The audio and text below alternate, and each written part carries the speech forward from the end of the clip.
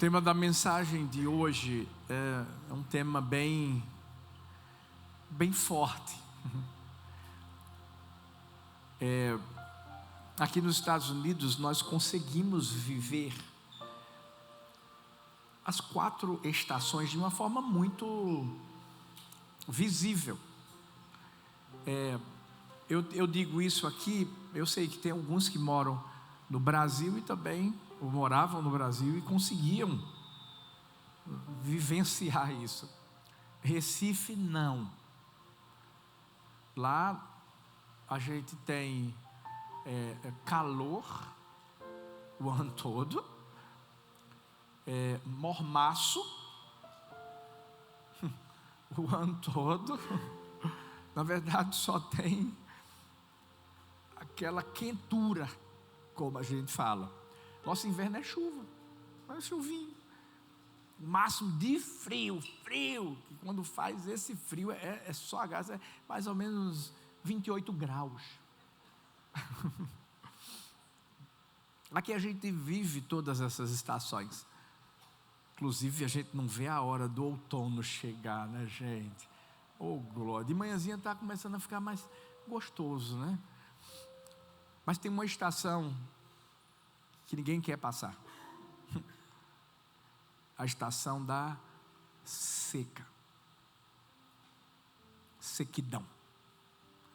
Não é nem outono, não é nem inverno, não é nem primavera, não é nem verão. É a sequidão. E eu queria chegar para você e falar assim: não, ninguém aqui vai viver período de seca. Mas se eu fizesse isso, eu estaria te enganando. Todo mundo aqui ou já viveu,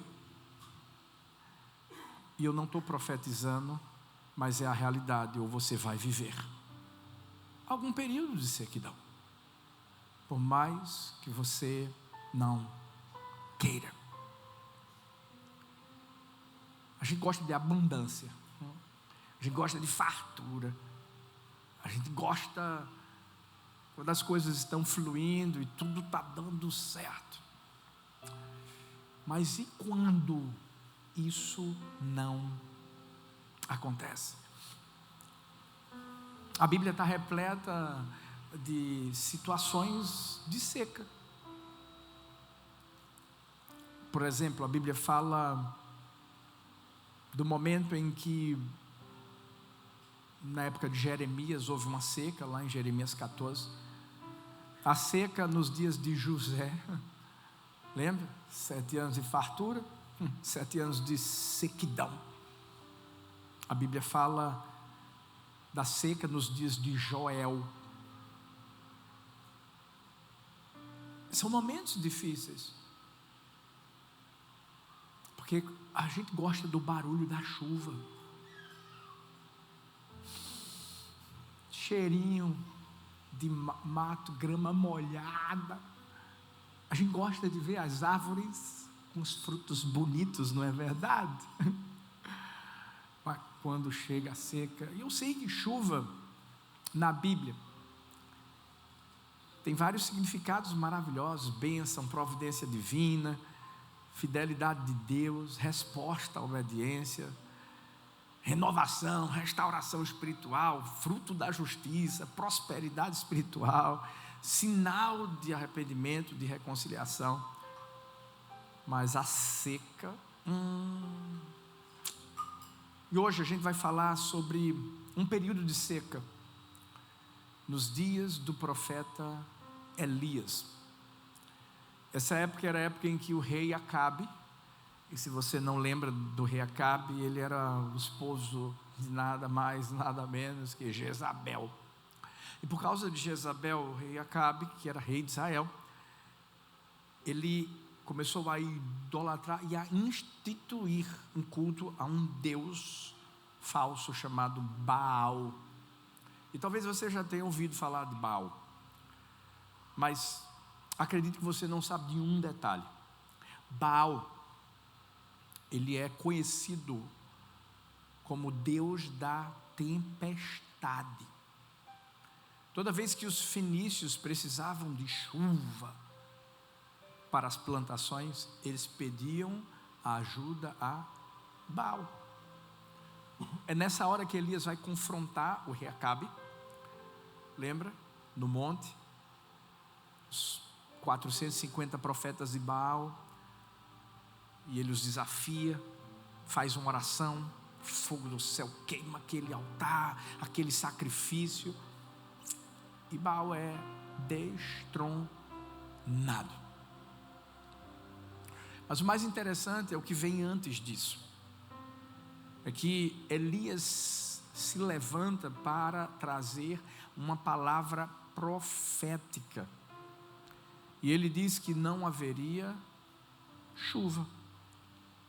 Foram 3 anos e meio. Naquela época Elias não era um profeta conhecido, ele era talvez conhecido como um malucão. Acredito que o rei Acabe nem ligou muito para o que tinha sido falado por Elias, mas aí quando a profecia começou a se tornar realidade, a coisa mudou. E por quê? Então veio uma sequidão. Porque Deus permitiu, porque a palavra veio de Deus. Sabe por quê? Deus estava mostrando o poder dele, para que as pessoas que olhavam para Baal como se fosse o Deus que controlava a natureza entendessem que só tem um que controla a natureza e somente todas as coisas no universo. Isso inclui a minha vida, a sua vida, a nossa casa, profissão, negócios, empresa. Pensa no que você quiser pensar, vida financeira, tudo é Deus que controla. E aqui já vem uma lição muito importante para mim e para você. Todas as vezes que nós apoiamos a nossa vida em muletas, ao invés de dependermos completamente do Senhor, sabe o que é que Ele faz? Ele tira, Ele providencia uma forma de retirá-la de nós, para que a gente entenda que só tem um que nos sustenta, só tem um que consegue nos colocar nos braços dele e cuidar da nossa vida como ninguém mais pode cuidar.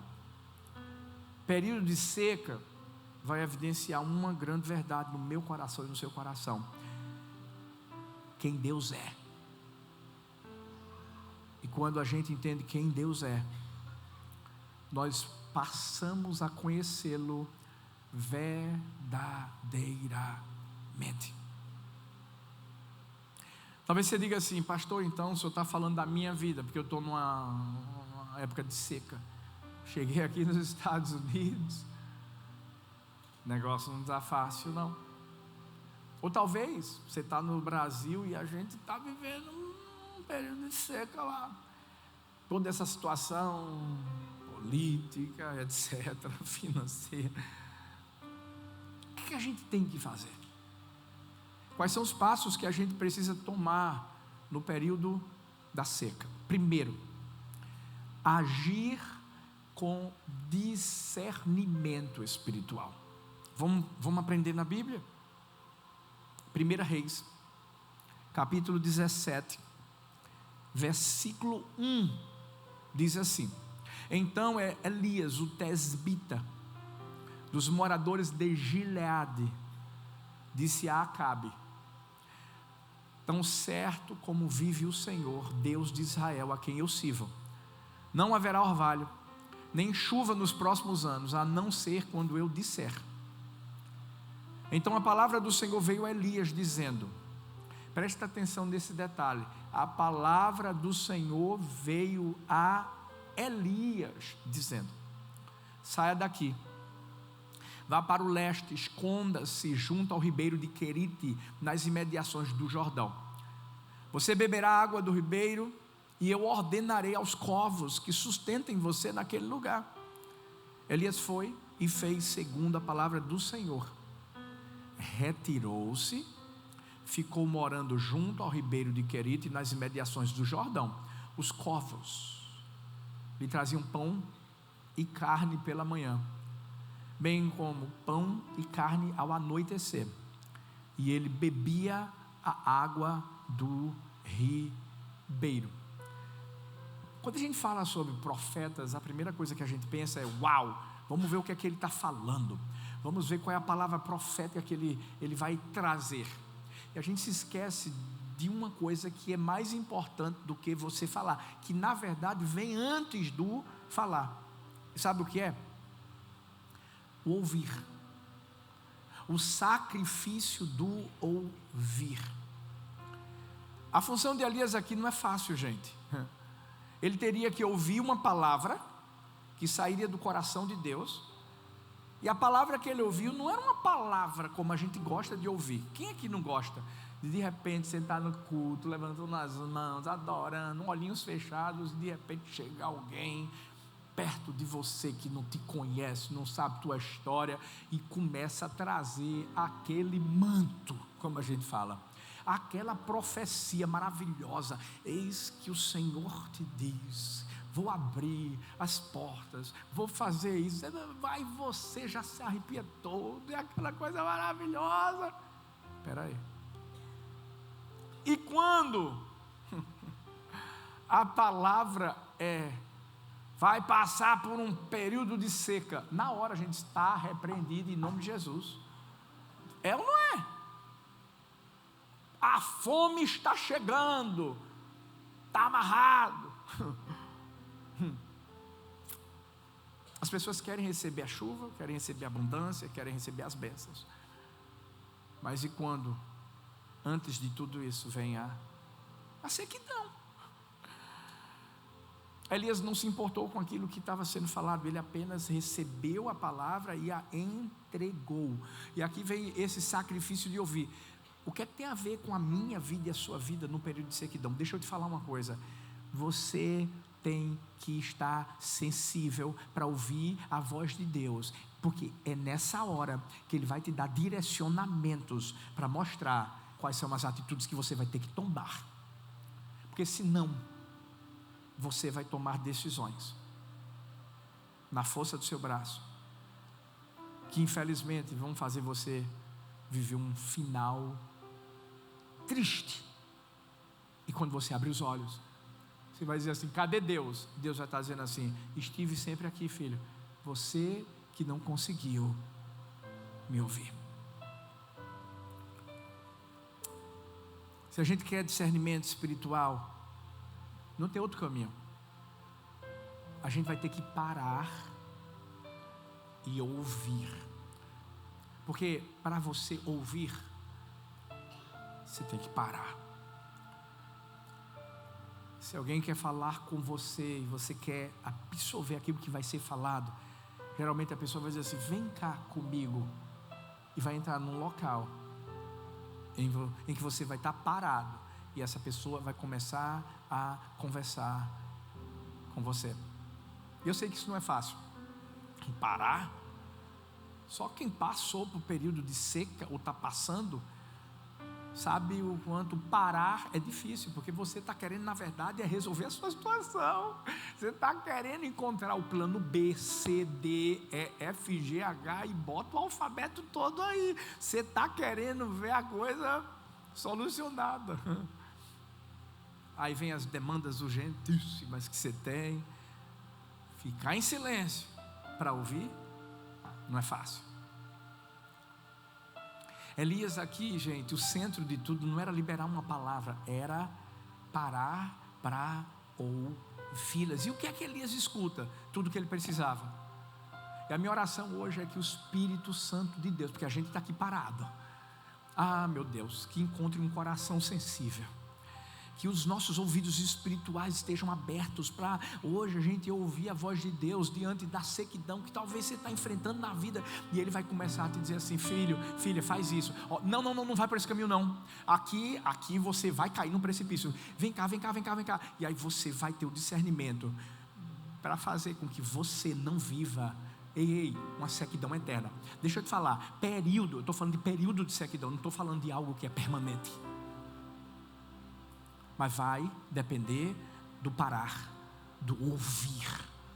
E aqui Elias ouve a voz de Deus, e Deus fala assim, entrega uma palavra profética, vai ter sequidão, mas ao mesmo tempo Deus diz assim: vou te mostrar qual é o lugar para onde você vai ter um refúgio, porque a seca não ia isentar Elias, não, a seca era para todos, para aquela nação, para aquele momento, mas, no discernimento que Elias teve de parar, de ouvir a voz de Deus, Deus trouxe escape, livramento. É como a música que a gente entoou hoje. Você acha que Deus não vai deixar o inimigo te envergonhar? Não. Vou repetir. Deus não vai deixar o inimigo te envergonhar, não. Ele traz escape, ele traz livramento. Mas escuta, ouve. O que é que Deus fala para Elias? Saia daqui, vá para o leste, esconda-se junto ao ribeiro de Querite, nas imediações do Jordão. É engraçado, porque quando a gente ouve a voz de Deus, muitas vezes a gente vai ouvir coisas que a gente não iria querer. Então, prepare-se. A única coisa que você tem que entender é que quem está falando sabe do que está falando, ponto final. Veja que coisa interessante, Deus manda Elias para um ribeiro chamado de Querite, ribeiro de Querite. Querite já era uma região próxima, onde Elias já conhecia e morava perto. Ficava naquela região de Gileade, era a região de origem de quem? De Elias. Mas espera aí, tem um detalhe aqui. O ribeiro de Querite era um rio temporário, não era um rio perene, era um rio que já tinha água sempre todo. Não. O ribeiro de Querite precisava de água da chuva para poder continuar com a aguinha. Eita, ia ter seca. Mas espera aí, Deus mandou Elias ir para Querite. Elias fez o quê? Questionou, murmurou e disse: Deus, como é que é isso? Eu conheço essa região, esse rio aí vai secar. Não, ele só obedeceu. Deixa eu te dizer uma coisa, talvez você está vivendo algo na sua vida que ainda está dando errado. Sabe por quê? Me perdoa, você está sendo cabeça dura. Deus já falou contigo, Deus já mandou você fazer o que você tem que fazer, e você está dizendo: mas Deus, isso não é lógico. Não, só faz. Quem ouve a voz de Deus tem que ter a convicção dentro do seu coração que só precisa obedecer. Mas o lugar é desconfortável. Era desconfortável para Elias também. Mas sabe o que Elias fez? Simplesmente foi. Ele teve coragem. E deixa eu te dizer, ele não recebeu nenhum prêmio, nenhuma medalha por ter tido coragem de ter profetizado o que Deus tinha dito, e nem de ter obedecido a voz de Deus. Tem gente que infelizmente diz assim: Deus, mas eu estou obedecendo, mas eu estou fazendo isso, eu estou fazendo aquilo outro, e eu vou viver as mesmas injustiças que os outros estão vivendo. Essa seca vai ser para mim também. Eu sou tão crente, eu sou tão santo, eu sou tão certinho, eu obedeço em tudo, eu fiz o que precisava ser feito. Deixa eu te falar uma coisa. Você acha que Deus te deve alguma coisa? Você acha que porque você é alguém que teme a Deus, não passa por períodos de sequidão? Deixa eu te falar. Não. Elias em nenhum momento disse assim: eu fui o profeta que fui usado para que uma palavra profética fosse trazer. Não, ele foi para Querite. Querite aqui era um lugar de solidão. Querite aqui era um lugar de falta de reconhecimento. Era um lugar que ninguém iria vê-lo. Para ele não ia adiantar ser profeta, ter título. Não importava o nome de Elias aqui, não. Mas tinha uma coisa: Querite era um lugar de provisão.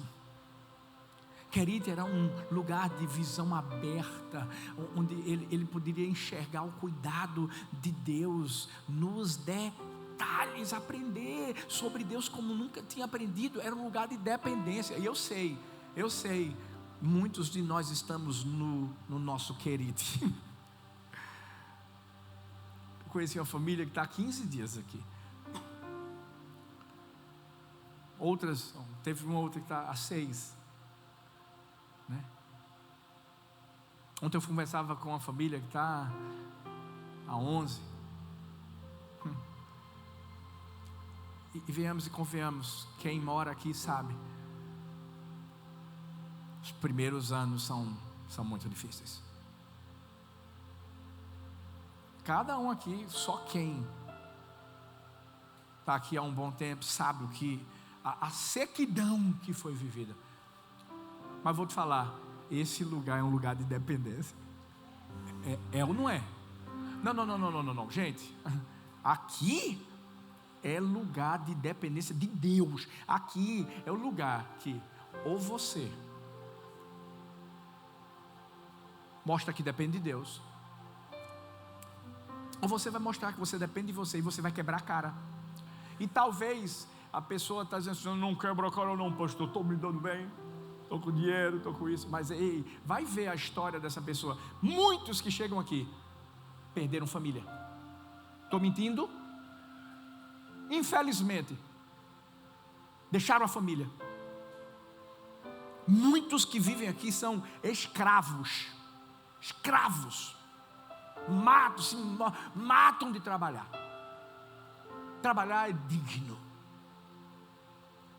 Mas tem uma pessoa que já morreu por você, e você não tem que morrer para alcançar uma recompensa que passa rápido. Porque para ganhar leva tempo, mas para perder, vai no outlet.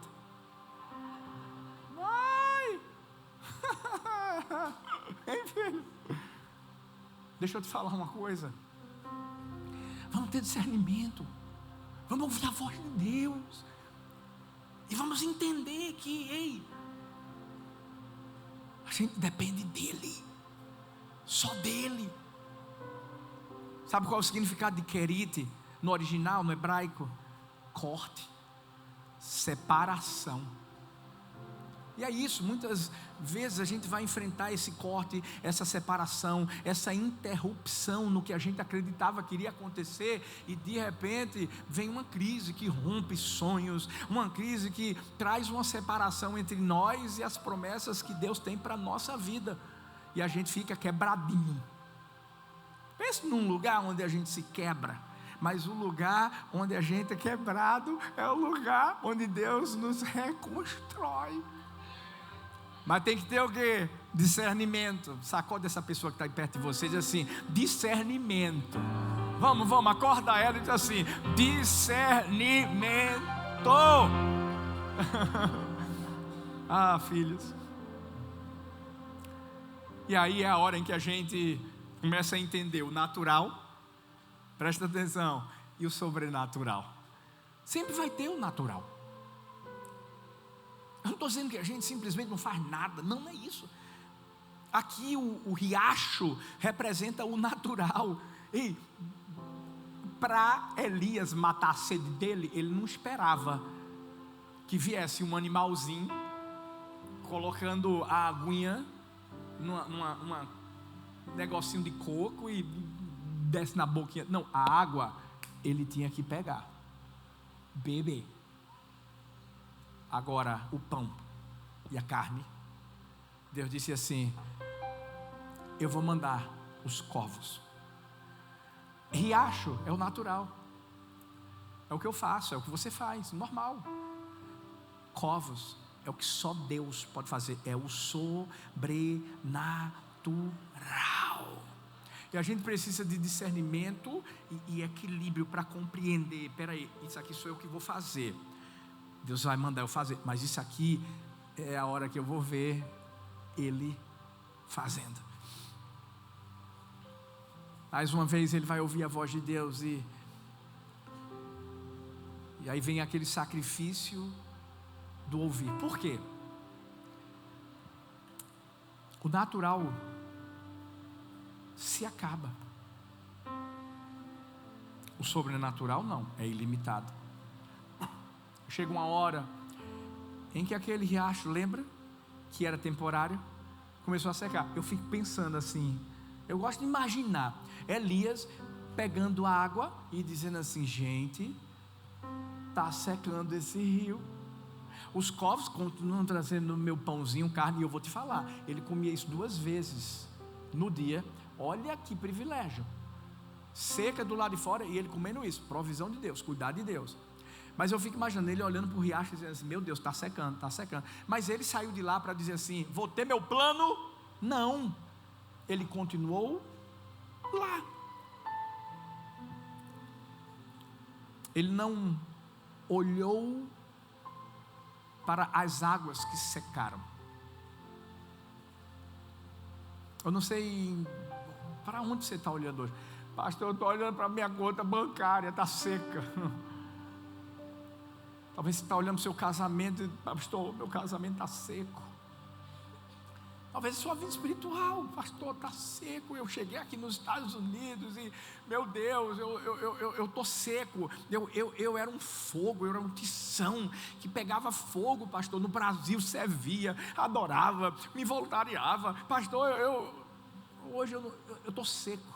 Mas deixa eu te falar. Chegou a hora de você viver o sobrenatural de Deus na sua vida. É por isso que você está aqui. O problema é que talvez você se moveu quando começou a vir a sequidão, e Deus está dizendo: fica aí, fica aí, fica aí, fica aí, fica. Você não obedeceu. Porque a gente só se move quando Deus manda a gente se mover. Só isso. Ele não se moveu, ele ficou lá. E aí chega uma hora em que simplesmente o rio seca. E agora, pastor? O que eu faço? É agora que vem a segunda grande lição. O que é que a gente faz quando a estação da seca chega em nossa vida? Aprenda a receber ajuda. Aprenda. 1 Reis 17, versículo 7, a partir do 7 diz: mas passados alguns dias o ribeiro secou, porque não chovia sobre a terra. Então a palavra do Senhor veio a Elias dizendo: levante-se e vá a Sarepta, que pertence a Sidom, e fique por lá. Ali ordenei a uma viúva que dê comida para você. Então ele se levantou, foi a Sarepta. Chegando ao portão da cidade, encontrou uma viúva que estava apanhando lenha. Ele a chamou e lhe disse: por favor, traga-me um pouco de água numa vasilha para que eu possa beber. Quando ela já estava indo buscar água, Elias a chamou e lhe disse: traga-me também um bocado de pão, por favor. Porém ela respondeu: tão certo como vive o Senhor, seu Deus. Presta atenção, seu Deus. Não tenho nenhum pão assado. Tenho apenas um punhado de farinha numa panela e um pouco de azeite num jarro. E como você pode ver, apanhei 2 pedaços de lenha e vou preparar esse resto de comida para mim e para o meu filho. Vamos comer e depois morreremos de fome. Elias disse a ela: não tenha medo, vai e faça o que você disse, mas primeiro faça um pãozinho com o que você tem e traga-o para mim. Depois prepare o resto para você e para o seu filho, porque assim diz o Senhor, Deus de Israel: a farinha da panela não acabará, o azeite do jarro não faltará, até o dia que o Senhor fizer chover sobre a terra. A viúva foi e fez segundo a palavra de Elias. Assim comeram ele, ela e sua casa durante muitos dias. A farinha da panela não acabou, o azeite do jarro não faltou, segundo a palavra do Senhor anunciada por meio de Elias. Lembra? Sacrifício de ouvir. Deus sempre vai trazer uma palavra para mim e para você no tempo de sequidão. E a gente tem que ouvir, acreditar no que Ele está falando e não questionar. Mais uma vez, uau! A Bíblia diz que Deus chega para Elias e diz assim: agora você vai para Sarepta. Para um pouquinho, tem um detalhe importante aqui. Ele estava em Querite, ele iria para Sarepta. eram 160 quilômetros de distância. Agora pensa comigo, acabou a água, acabou o pãozinho, acabou a carne. Nessa jornada de 160 quilômetros, não era uma corrida que tinha um monte de gente da Disney. Sabe a corrida da Disney? Pessoal lá, vai, dá uma aguinha para você. O Mickey está lá, go, go, go. Não, sozinho. Lugar quente. Frio à noite. Mas ele nunca questionou isso. Ele foi. Mas tem outro detalhe. Sarepta era fora de Israel. Sarepta era numa terra de inimigos, gente. Para piorar, Sarepta pertencia ao pai de Jezabel, esposa de Acabe. Ele que tinha profetizado contra Acabe, vai justamente para Sarepta. Não fazia sentido. Mas debaixo da direção que Deus tinha trazido, eu sei como é que é. Deus mandar você fazer uma coisa e você diz assim: Deus, o Senhor tem certeza? Será que é isso mesmo que eu estou ouvindo? E para piorar, entre aspas, a Bíblia diz assim: Deus falou, vou mandar uma viúva cuidar de você. Não, gente, era o contrário. Na Bíblia, as viúvas é que eram cuidadas. Elas já tinham perdido o esposo. Algumas dessas viúvas não tinham nada. Essa aqui ainda tinha um filho, mas a maioria não tinha. Peraí, eu vou a Sarepta, terra inimiga. O pai de Jezabel é rei lá, e eu vou para uma viúva. Peraí, era eu que tinha que ajudar, e a viúva que vai me ajudar? Imagina assim, Elias saindo de um problema, porque secou o rio, faltou agora pão e carne, e agora ele indo em direção à promessa. E aí ele chega em direção à promessa e parece que tem um problema maior. Não sei se você já viveu isso na sua vida, de Deus chegar para você e dizer assim: vou resolver o seu problema. E aí de repente, quando você se depara com a promessa, você diz assim: gente, parece que está piorando. Mas o mais lindo de tudo é que Elias tinha aprendido a ter discernimento. É por isso que a gente tem que buscar a Deus. É por isso que a gente tem que simplesmente parar para ouvi-lo. Quando a gente ouve a voz certa, a gente vai ser bem sucedido. A palavra vai falar que ele encontrou essa mulher. Inicialmente ele até pediu algo que poderia ser feito de uma forma muito tranquila: água. Pega água para mim. Até aí tudo bem. Mas quando ela está indo pegar água, ele fala assim: olha, eu esqueci, prepara um pãozinho aí para mim. E aí é a hora que ela diz assim: olha, a água tudo bem, mas o pão não vai dar. Sabe por quê? Eu tenho um filho. Eu ia preparar esse pão para mim, para ele, porque depois a gente vai morrer. Eu não sei se você sabe, mas está tendo uma seca. Eu não tenho como fazer isso para você. Eu fico imaginando essa mulher que já estava acostumada há muito tempo morando lá, vendo as vacas gordas, os pastos bem verdes e os rios volumosos, e de repente tudo vai se tornando diferente. As vaquinhas magricelinhas, a sequidão, sabe, aquela grama marrom e olha o que Elias fala: não, peraí, faz o que eu estou te mandando. Porque a palavra não era de Elias, era a palavra de Deus.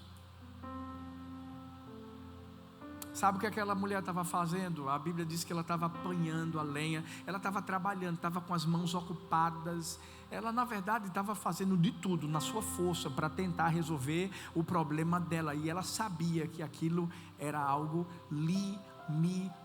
E às vezes a gente está fazendo a mesma coisa, deixando a ansiedade ocupar a nossa alma, deixando os problemas ocuparem a nossa alma, e a gente tentando, sem dormir de noite, pensando: o que é que eu faço, o que é que eu faço, como é que eu vou ganhar meu esposo, como é que eu cuido do meu filho, como é que eu consigo dinheiro, como é que eu, e daqui a pouco você vê que o sol nasce e você não tem como resolver seu problema.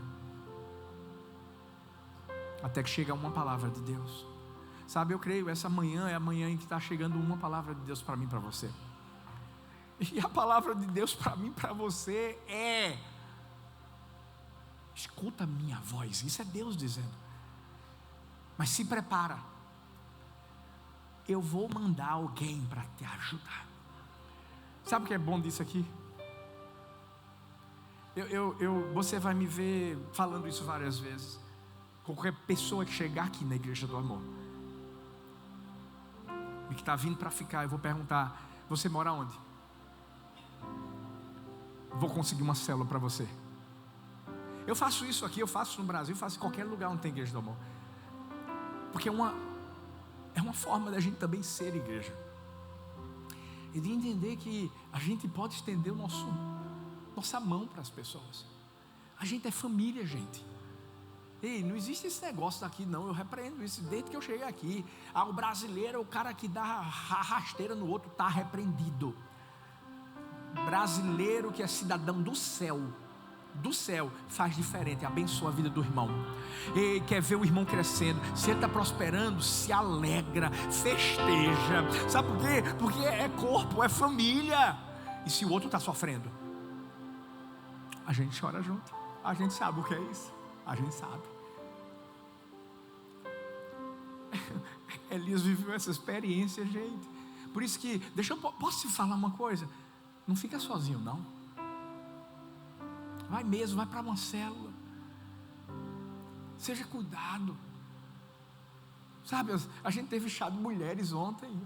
Engraçado, sobrou um bocado de comida, gente. Eu estou sabendo que a mulherada está tendo um personal trainer japonês chamado Monjaro,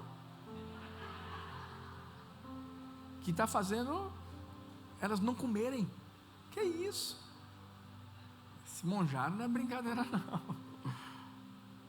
Mas que momento lindo de comunhão, é ou não é? Louvor, adoração. Os homens, as mulheres tiveram chá. A gente vai ter o nosso churrasco. Ser mais proteína.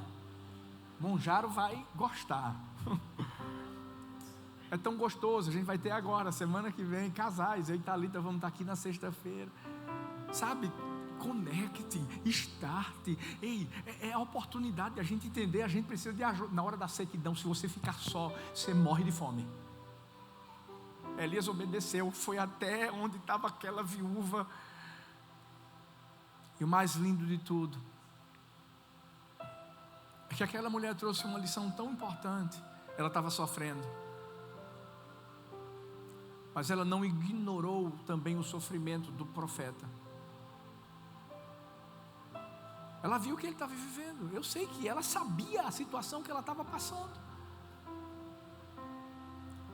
Mas muitas vezes eu e você vamos viver isso. O milagre que eu peço para o outro me ajudar a viver, vai ser o milagre que eu também vou ser ajudado lá na frente. É o que eu chamo de cooperação. Hoje você celebra o milagre do outro, amanhã é o outro que vai celebrar o seu. Vê que coisa. Elias estava querendo comer e disse assim: me dá comida. Eu não tenho. Aí ele disse: mas me dá. Ela deu. E lá na frente ninguém passou fome. Ficou todo mundo vivendo da provisão que Deus trouxe. E às vezes você diz assim: pastor, mas eu não tenho, eu só tenho uma coisinha aqui que sobrou para eu viver o meu milagre. Eu não tenho como, pastor, deixa eu falar uma coisa, eu não tenho como ajudar ninguém. Não. Sabe aquele garotão que pegou 5 pães e 2 peixinhos? Era tudo que ele tinha. Essa mulher não fez diferente, não. O nosso milagre não acontece com o que a gente perdeu. Nosso milagre acontece com o que sobra. E a gente pega o que é bem pequenininho, coloca nas mãos da pessoa certa. E aí, a Igreja do Amor tem vivido milagres. A vida de cada membro. Tantas histórias de sequidão. Mas ao mesmo tempo, um ajudando o outro. E aí a gente vê os milagres acontecendo. Discernimento. Receba, aprenda a receber ajuda. Em terceiro lugar, represente bem a Deus na hora da sequidão. A hora da sequidão é uma hora que dá vontade de desistir de tudo, tá? A hora da sequidão é uma vontade que dá de jogar tudo para o ar, porque Deus não me ama. Não, calma. 1 Reis 17, versículo 17 ao 24 diz: depois disto, o filho da mulher dona da casa adoeceu. A doença dele se agravou tanto que ele morreu. Então a mulher disse a Elias: o que foi que eu fiz a você, homem de Deus? Você veio aqui para trazer à memória a minha iniquidade e matar o meu filho? Elias respondeu: dê-me o seu filho. Ele o tomou nos braços dela e o levou para cima, ao quarto, onde ele mesmo se hospedava, e o deitou em sua cama. Então clamou ao Senhor e disse: ó Senhor meu Deus, por que afligiste também esta viúva, com quem me hospedo, matando o filho dela? Estendendo-se 3 vezes sobre o menino, clamou ao Senhor e disse: ó Senhor meu Deus, peço-te que restituas a vida deste menino. O Senhor atendeu a voz de Elias. A vida foi restituída ao menino e ele reviveu. Elias tomou o menino e o levou do quarto até a casa, entregou à mãe dele e disse: veja, seu filho está vivo. Então a mulher disse a Elias: agora eu sei que você é um homem de Deus e que a palavra do Senhor na sua boca é verdade. E quando a situação que estava ruim parece estar piorando, seja na nossa vida, seja na vida de alguém que a gente conhece, período de sequidão, a gente chega para declarar: Deus vai mudar, as coisas vão melhorar, e de repente, explode tudo. E agora? Seja na nossa vida ou na vida de qualquer pessoa, o que é que eu faço? Eu vou me colocar diante de Deus para dizer assim: Deus, o Senhor não gosta de mim? Eu sei que esse momento foi um momento muito difícil para essa mulher, por mais que ela já tivesse vivido um milagre, porque ela viveu, ela ia morrer, ela e o filho, ela viu a multiplicação da farinha, do azeite, toda a alimentação que ela, o filho e Elias tiveram durante esse período tão difícil. Mas a coisa piorou, e agora o filho dela morre. Um detalhe aqui, gente, nunca tinha havido nenhum tipo de ressurreição antes. Elias não podia pegar uma referência de algum momento em que alguém foi ressurreto e dizer: Deus, o Senhor fez uma vez, faz de novo. Mas Elias tinha discernimento. Ele pegou esse menino, colocou na sua cama, no seu quarto, 3 vezes. Ali ele está clamando a Deus. E Deus realiza um grande milagre. Aquele menino volta a viver. Mas o que foi mais importante aqui, e é importante para mim e para você, quando a gente passa por um período de sequidão: persista. Não esqueça, os olhos de todos estão em mim e em você. Nós somos representantes de Deus aqui na terra. A expressão usada aqui foi: agora eu sei que você é um homem de Deus. Meu Deus, ele já tinha mostrado que era um homem de Deus, mas ela ainda não conseguia enxergar isso. E foi preciso algo maior acontecer, para que aquela mulher não vivesse apenas o milagre de uma provisão, mas principalmente o milagre da salvação, que é o mais importante. Às vezes a gente está querendo que Deus solucione nossos problemas financeiros, quer que Ele solucione nosso problema familiar, mas o mais importante, gente, é aqui dentro, é o nosso coração, é a nossa alma. Por quê? Porque a gente passa, essa vida é passageira.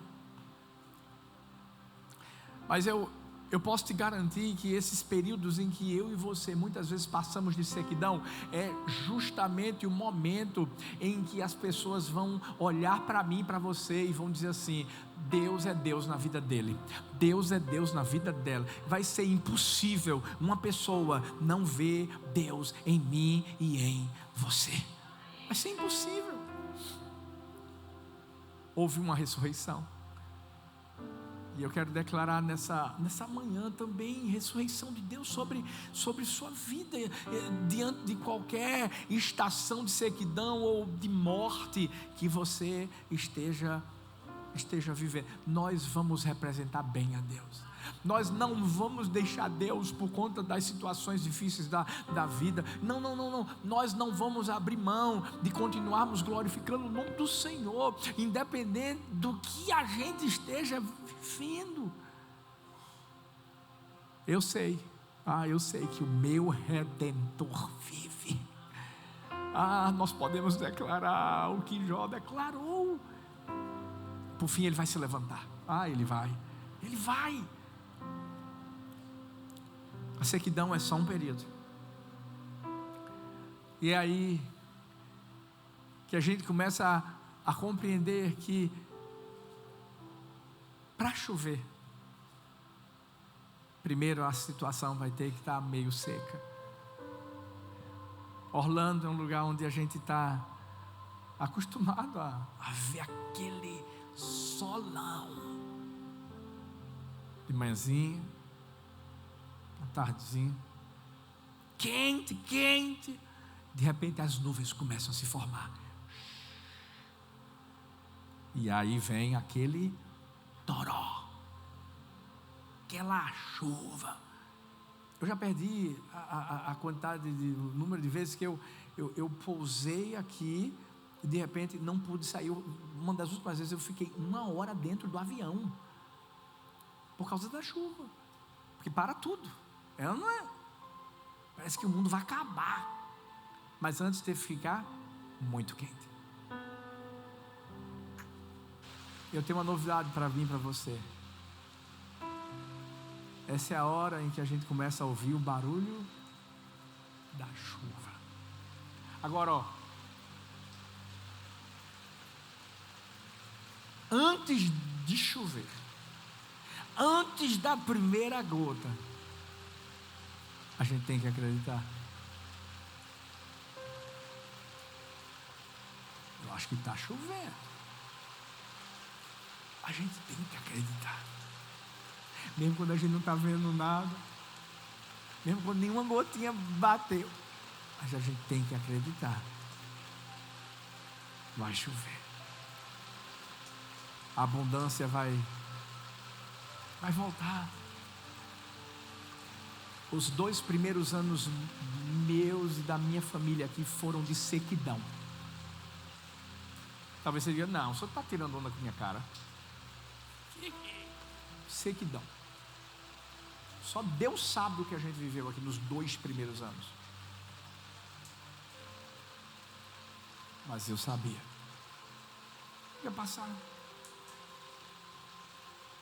Eu ouvi a voz de Deus, discernimento, aprendemos a receber ajuda, e como Deus tem sido tão fiel com a gente, tem colocado uma família que é família de verdade perto da gente.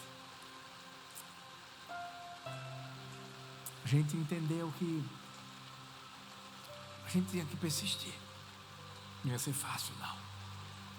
A A gente ia ter que continuar seguindo em frente. Não ia ser fácil, não.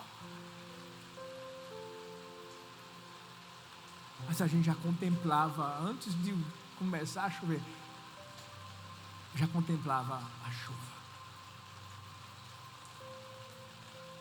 A Bíblia vai mostrar em 1 Reis 18, 41, 46.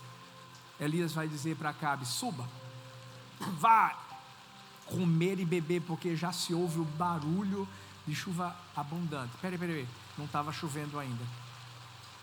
Acabe subiu para comer e beber, mas Elias subiu até o alto do Carmelo, e ali, encurvado para a terra, pôs o rosto entre os joelhos e disse ao seu servo: vai e olhe para o lado do mar. Ele foi, olhou e disse: não vi nada. Então Elias disse: volte. Por 7 vezes. Ele foi. Na 7ª vez o servo disse: eis que se levanta do mar uma nuvem pequena como a palma da mão de um homem. Então Elias disse: suba e diga a Acabe: apronte seu carro, desça, para que a chuva não detenha. Em pouco tempo o céu escureceu, com nuvens e vento, e caiu grande chuva. Acabe subiu ao carro, foi para Jezreel. A mão do Senhor veio sobre Elias, que cingiu os lombos e correu na frente de Acabe até a entrada de Jezreel. Eu acho que foi em Orlando isso. Eu acho que foi aqui em Orlando isso. Só sabe o valor de uma chuva quem já passou por uma seca. Só sabe o valor de uma chuva quem já passou por uma seca. Esse é o momento em que Elias mais uma vez vai profetizar algo pela fé, porque ele ouviu a voz de Deus, mesmo diante de algo que ainda não estava acontecendo, porque isso é fé. Isso é fé. Ele diz: Acabe, vai, come, bebe, e vai começar a chover. Mas não tinha chuva nenhuma. Talvez você diga assim: pastor, eu não estou conseguindo ouvir o barulho da chuva. Faz feito Elias. A Bíblia diz que Elias se encurvou, colocou a cabeça entre os joelhos. E talvez você pergunte assim: por que esse cara fez isso? Eu acredito que ele fez isso, sabe para quê? Para fechar os ouvidos dele para qualquer outro tipo de barulho. E a gente tem tanto barulho nos dias de hoje, sabe, o barulho daqueles que nos cercam e que, ao invés de profetizarem a chuva, continuam lá dizendo que não vai chover. Às vezes é o barulho do celular que manda tantas notícias que fazem a gente acreditar que não vai chover. Ele se curvou, e é uma forma de você simplesmente, é isso que acontece quando a gente ora, você se curva. É como se você colocasse a sua cabecinha entre os joelhos e dissesse assim: Senhor, a única voz que eu vou ouvir vai ser a tua, mesmo que eu não veja nada, eu vou te escutar. Eu sei que às vezes você até coloca pessoas perto de você, como Elias tinha, o servo dele disse assim: vai lá e vê. E ele vai e diz: não tem nada. Vai de novo, vai, não tem nada. Vai de novo, vai. E eu vou falar uma coisa: tem momentos em que vai ter que ser só eu e você e Deus. Getsemane, Jesus convida os seus discípulos: vamos orar. Eles dormiram, mas Jesus estava lá com o Pai. Às vezes vai ser só eu e o Pai. É você e o Pai. E você vai ter que entender que você vai ter que perseverar. 1, 2, 3, 4, 5, 6. Por que 7? 7 é o número de Deus. Até Deus agir. Eu sinto no meu espírito, tem gente aqui que está no 7. E o diabo está dizendo assim: desista. Você não vai desistir em nome de Jesus. Está tão pertinho. Está tão pertinho. Elias não desistiu, porque o servo dele não conseguia enxergar aquela chuva, até que tem uma hora, ele vai lá, e aí o servo volta, tem uma nuvem pequena. Aí é a hora que a gente diz assim: ah não, eu tava pensando que ia ser feito em Orlando, trovão.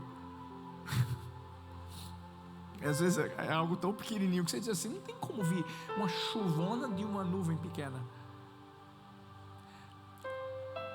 Sabe por que a nuvem era pequena? Porque não era nuvem, não era sobre a nuvem, era sobre quem controlava. Lembra? Baal, Deus da tempestade. Não, para.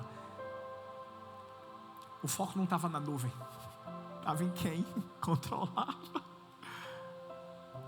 O foco está nele, na sua vida. Por isso que naquele momento Elias diz assim: Acabe, vai, corre, vai chover.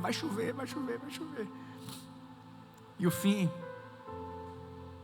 você já sabe o que aconteceu. 3 anos e meio sem chover. Choveu. Eu não sei quanto tempo não tem chovido na sua vida, mas hoje, antes de cair uma gota, creia que Deus está mandando um toró para você. Vai chover na sua vida espiritual, pode celebrar isso. Aqui seu relacionamento com Deus, nunca mais vai ser o mesmo. Talvez você estava na sequidão espiritual. A partir de hoje, seu relacionamento com Deus nunca mais vai ser o mesmo. Você vai parar para ouvir, para amar a Deus, para buscar o Senhor, para ter discernimento, para seguir direcionamentos do coração dele para o seu coração. Eu declaro isso. E na sua casa, talvez você veio para os Estados Unidos e ao invés de se aproximar, você começou a se separar. Deus, a partir de hoje, está trazendo a chuva para continuar fazendo com que o amor que o Espírito Santo de Deus colocou no seu coração, esposo, esposa, pais, filhos, volte a ser germinado, e vocês vão se amar muito mais do que antes, em nome de Jesus. Eu quero declarar também: Deus vai fazer chover na sua vida financeira. E deixa eu te falar, você não é escravo, você não é escrava. Você vai sim viver uma vida equilibrada, vai trabalhar, Deus vai abrir portas, Deus vai te honrar, Deus vai fazer você prosperar nessa nação. Mas a prioridade da sua vida é Ele, não é a igreja, é Ele. A igreja é porque você ama a Deus, é porque você quer viver em família, é porque você quer pessoas que vão estar segurando sua mão também e te ajudando em todo o tempo. Mas eu declaro: a chuva de Deus está vindo sobre a sua vida. Você pode ficar de pé no seu lugar. Oh meu Deus, eu creio.